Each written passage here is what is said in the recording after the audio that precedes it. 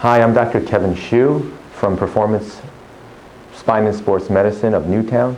I'd like to talk to you about, I'll just do it again. Hi, I'm Dr. Kevin Hsu from Performance Spine and Sports Medicine of Newtown. Today I'd like to talk to you about ACL injury prevention and focusing on the female athlete. So what is the ACL? Many people have heard of ACL injuries. They are a very devastating injury to have, oftentimes career-threatening, or at least could be career-ending for some athletes. The ACL stands for anterior cruciate ligament.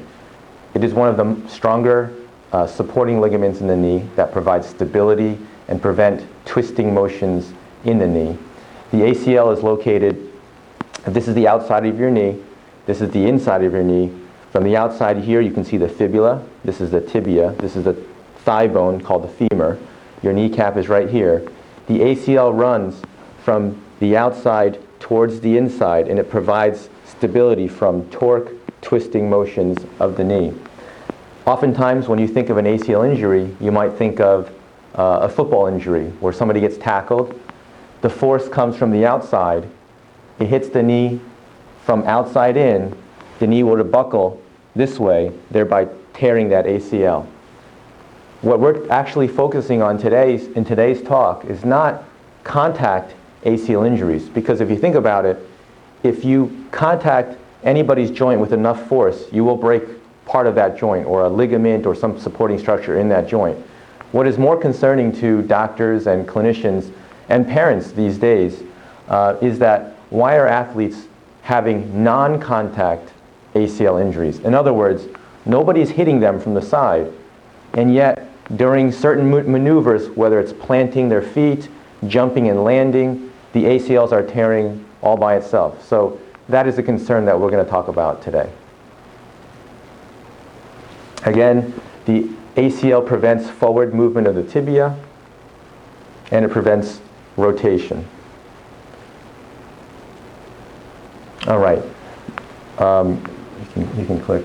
So on statistics, on average, a conservative estimate for how much it costs for an ACL injury, it comes out to conservatively at least about $17,000 per ACL injury. That would include the rehabilitation, which is the physical therapy that occurs, and then the surgery that occurs to repair the ACL. Also, another statistic is that there is an increase now of tenfold in the participation over the last 10 years of high school athletes. So what that's going to eventually cause is more athletes in the school systems playing sports, and therefore you're going to see more and more injuries because more people are playing sports these days. The estimated cost is approximately $3 billion US dollars annually in the United States for ACL injuries. There are a number of risks that are associated with ACL injury. The first one I'll draw your attention to is the focus of this talk. Females have a 4 to 6 time higher rate of ACL injury than males, and we'll talk about that later in our discussion. Other risk factors that have been shown would be fatigue, hormonal changes, joint laxity that's increased. In other words, a joint that's not as stiff, slightly looser, has more give in it. That's another risk. History of prior ACL injury, that makes sense. And these here we'll talk about in greater detail later. Neuromuscular and biomechanical differences between men and women. Decreased force, the ability to absorb force, let's say landing softer from a jump, the decreased ability to do that, and decreased balance and coordination are also known to be risks for ACL injury. So the impact of ACL injury is quite severe. Obviously, when you first get injured, if your ACL is torn, you'll have disability. You'll be on crutches. You'll be out of sports. You'll be unable to really do activities of daily living too easily. There's a potential loss of scholarships for our athletes that are planning on going to college to play sports. And there is an issue which so far has not been able to be completely resolved, and that is this. When you have an ACL injury, you have you have the best surgery, the best rehab, the best, pretty much everything you can do. And yet, it turns out that studies have shown that the future rates of osteoarthritis, let's say 10 years out, even 20 years out, are still there. The rates of osteoarthritis, meaning arthritis in your knee joint after having an ACL tear, no matter what you do to it, whether you repair it, whether you rehab it, you're still going to have osteoarthritis. And that's a big deal. That hasn't been cured. So whether you get the ACL repair or you just leave it alone, either way you're going to end up with arthritis in your knee. Now imagine you're 15 years old and you have an ACL tear. Well, 10 years from now you'll be 25. And to be 25 and have osteoarthritis in your knee is not something that most 25-year-olds wish they had. So prevention is really going to be the key to treating ACLs rather than getting the injury and then trying to figure out what to do. In talking about male and female differences, something happens at puberty. Basically, prior to puberty, the risk in pediatric patients of ACL injury is equal between boys and girls. After the onset of puberty, the risk of ACL rupture increases in females, and we'll talk about some of the reasons why. There are biomechanical changes. So we're not talking about necessarily anatomical changes only. So when you think of anatomical changes, you think of somebody growing taller, somebody growing wider. That's more anatomic, but we're talking about biomechanical. So things that happen when we move, things that happen to our stability. For example, in female athletes, there's an increased use of their ligaments. In other words, when a force is needed to decelerate suddenly, rather than rely on muscles, the ligaments are relied on a little bit more. And this has been shown in studies done on female athletes compared to male athletes. Another thing is leg dominance. There's a greater asymmetry as far as which leg is stronger in females than male counterparts. Also, as far as dominance of different muscle groups, there's even a greater reliance on the quadriceps in female athletes than there is in male athletes, which rely both on quadriceps and hamstring activation more. So that's been another risk factor that's been shown. Trunk dominance, meaning leaning of the trunk over the affected side. Usually when an injury happens, the trunk might be out of balance, another risk factor. Increased knee valgus. What does that mean? That's when the knee is in a position where it has a slightly greater angulation. And increased laxity or movement of the joint is also known to cause ACL or predispose to ACL tears.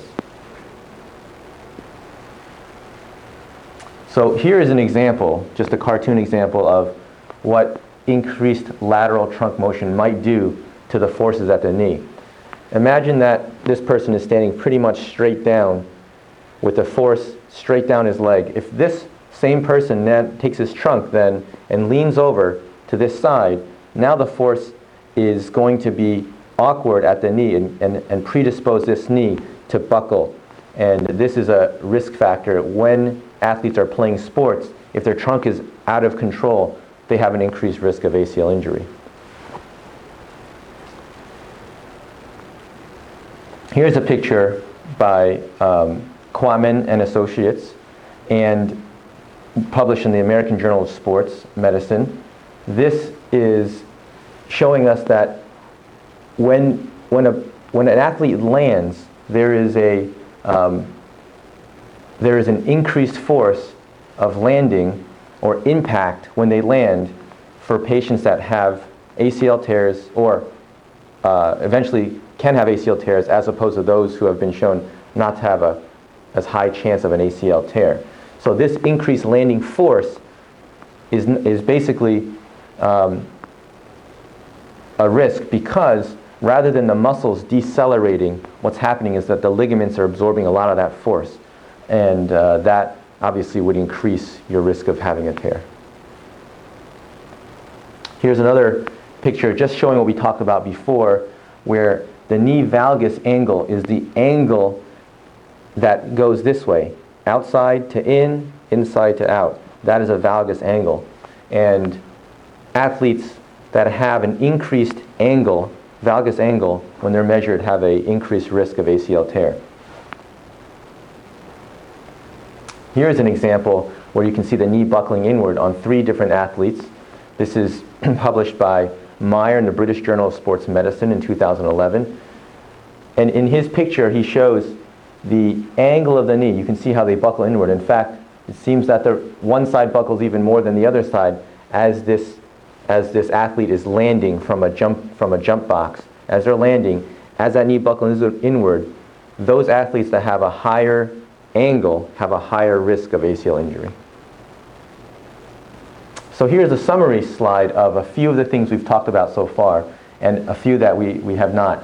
So the hips in women when they land and put stress on their knee tend to be a little bit more internally rotated.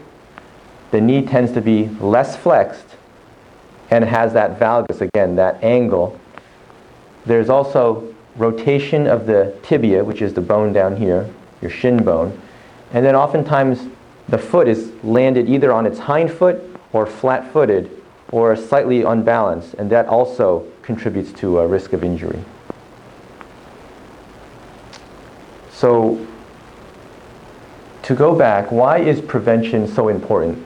We know now that once you have an injury, life pretty much changes. You have a lot of risks in the future, including osteoarthritis, regardless of whether or not you repair it or don't repair it. You're going to have osteoarthritis.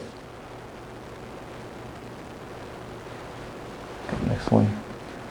The risk of repeat ACL injury is high, so again, it changes your ability to maybe be as explosive, because in the back of your mind, if you've had an injury before, you might be worried that it might happen again. And unfortunately, the statistics show that it can happen again, and it does happen again more frequently.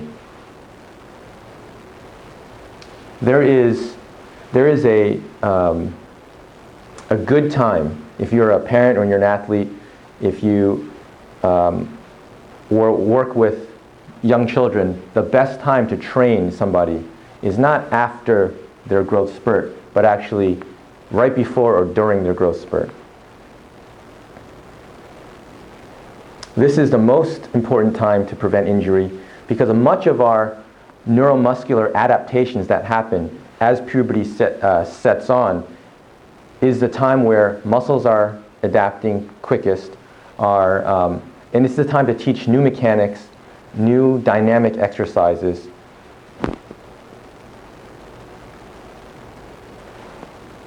So if you think about it, some people think, all right, well, I go to the gym, I work out, why do I need to prevent, why do I need to do more? Why do I need to work with a trainer? What's the purpose of that?